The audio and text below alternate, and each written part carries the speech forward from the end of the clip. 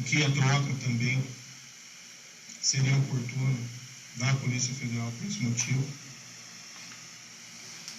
Também não é uma razão que justifique a substituição, até algo que gera uma grande preocupação. Nos corredores do Palácio do Planalto, o temor é que os dois inquéritos no Supremo Tribunal Federal, que correm sob sigilo, possam atingir dois filhos do presidente, o vereador Carlos Bolsonaro, do Republicanos, e o deputado federal Eduardo Bolsonaro, do PSL. A primeira investigação foi aberta em março do ano passado aqui no STF. O presidente Elias Toffoli determinou a apuração de uma máquina de produção de fake news que, segundo ele, atingia a honra e a segurança dos ministros da Corte. A segunda investigação começou esta semana. O Procurador-Geral da República, Augusto Aras, enviou um pedido à Corte para que sejam identificados os responsáveis pela organização de manifestações contra a democracia. O presidente esteve em um dos atos no domingo passado em Brasília. Eu estou aqui porque acredito em vocês! Mas um dia após participar do ato a favor do golpe militar, Bolsonaro afirmou ser a favor da democracia. O ministro Alexandre de Moraes está à frente dos dois inquéritos no Supremo. 5 delegados da Polícia Federal foram convocados para conduzir a coleta de provas para as duas investigações. Depois das acusações de Moro, o ministro do STF, por precaução, determinou a permanência dos delegados da PF nos casos. E o ex-ministro apresentou provas da pressão do presidente Jair Bolsonaro sobre as investigações do Supremo, como mostrou o Jornal Nacional na sexta-feira. Esta semana, o colunista Merval Pereira publicou no jornal O Globo sobre um inquérito que apura as fake news que o STF já tem uma relação de 10 a 12 deputados bolsonaristas, mais empresários que tiveram o sigilo quebrado, e a Polícia Federal estava a ponto de fazer busca e apreensão em seus endereços. A notícia foi republicada pelo site O Antagonista. Foi essa nota que o presidente Jair Bolsonaro encaminhou por mensagem de celular para o então ministro da Justiça. Bolsonaro diz: mais um motivo para a troca. E Moro responde: este inquérito é conduzido pelo ministro Alexandre no STF. Diligências por ele determinadas, quebras por ele determinadas, buscas por ele determinadas.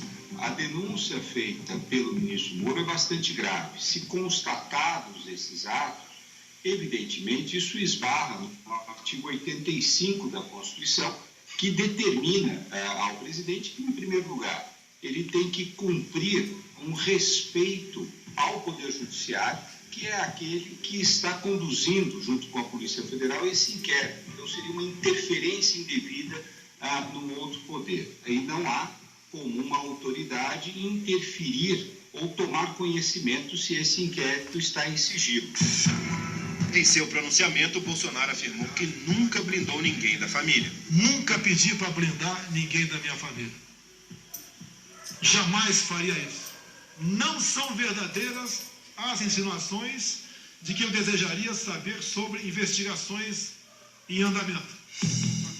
O presidente não é investigado. Não há data para a conclusão das apurações no Supremo. O inquérito do Supremo influenciou o Congresso. Lá, desde setembro do ano passado, uma comissão parlamentar mista de inquérito investiga uma possível estrutura montada para atacar adversários políticos do presidente na internet. Até agora, as apurações e depoimentos apontam que parte dessas fake news podem ter origem no Palácio do Planalto, no chamado Gabinete do Ódio. 37 pessoas já foram ouvidas pela CPMI, que foi interrompida pela pandemia. Nós estamos tendo investigação em diversos sentidos, mas sentimos que nós nos aproximamos dos filhos do presidente. Infelizmente, essa é a verdade. Para relator, o depoimento mais importante até agora foi o da deputada Joyce Hasselmann, do PSL, que chegou a ser líder do governo no Congresso, mas depois acabou rompendo com ele. A deputada afirmou que o Gabinete do Ódio foi montado com a ajuda de assessores ligados a Carlos e Eduardo. Eu quero crer que o presidente não sabe disso. Eu quero crer. Agora, pelo que vocês vão ver nas conversas do grupo do Gabinete do Ódio, o deputado Eduardo Bolsonaro está amplamente envolvido e é um dos líderes desse grupo, né, que nós chamamos de milícia digital. Segundo a deputada, os assessores trabalhavam no mesmo andar em que o presidente despacha. De lá, eles organizariam ataques nas redes sociais contra adversários políticos, usando perfis falsos e robôs. Cada atuação de robô custa, em média, cada disparo, R$20 mil, em média, tá? Se a gente está falando desses robôs todos, quem paga por isso? De onde sai esse dinheiro? Qual foi a sua conclusão como relatora? A sua conclusão até agora? Assim, houve uso de recursos públicos? Há indícios claros. No mesmo dia em que a deputada prestou depoimento, o presidente Jair Bolsonaro negou a existência do gabinete do ódio. Tentaram o gabinete do ódio e alguns idiotas acreditaram. Alguns idiotas vão até prestar depoimento, como tem um idiota prestando depoimento uma hora dessa lá. Com base no depoimento da deputada, a CPMI pediu informações ao Facebook, que respondeu com dados que mostravam que um dos perfis usados para fazer ataques, o Bolso Feios, foi registrado a partir de um telefone de um secretário parlamentar de Eduardo Bolsonaro. E esse mesmo perfil está ligado a um e-mail usado pela assessoria do deputado. De acordo com as investigações, computadores do Senado também podem ter sido usados para disseminar fake news. Na segunda-feira, Eduardo entrou com uma ação no STF para evitar a continuação dos trabalhos da CPMI. Muitos membros do governo tentam desqualificar as fake news. Tanto é que na própria comissão nossa, que eu presido, os filhos do presidente tentam, de toda maneira, encerrar os trabalhos da CPMI. Eu sempre me pergunto, o que é que a corte bolsonarista tem de medo e quer acabar com a CPMI das fake news? Na quarta, o presidente do Senado, Davi Alcolumbre, suspendeu os prazos de todas as comissões enquanto durar a epidemia do coronavírus. Na prática, a CPMI das fake news foi prorrogada por tempo indeterminado. A senhora pode propor a cassação do mandato deles? Claro.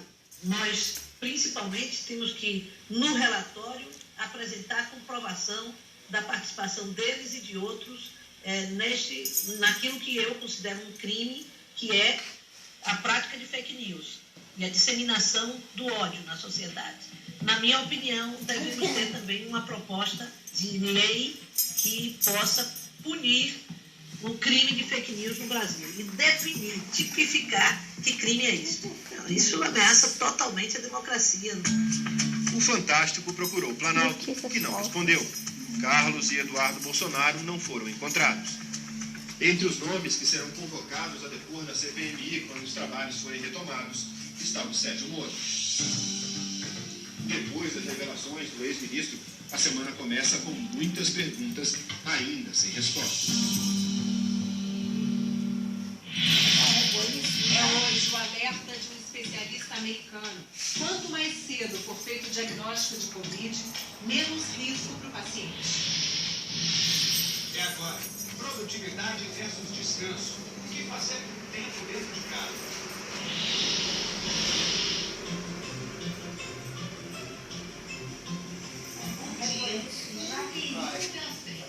Em casa. Ele vai isso. E o que você quer? Tentando aprender a tocar piano, a gente tem que passar o tempo de uma maneira, né? Aproveitando para colocar meu sono em dia, a leitura também. Não adianta eu dizer para vocês que eu peguei livros, estou lendo, estou meditando sobre nada.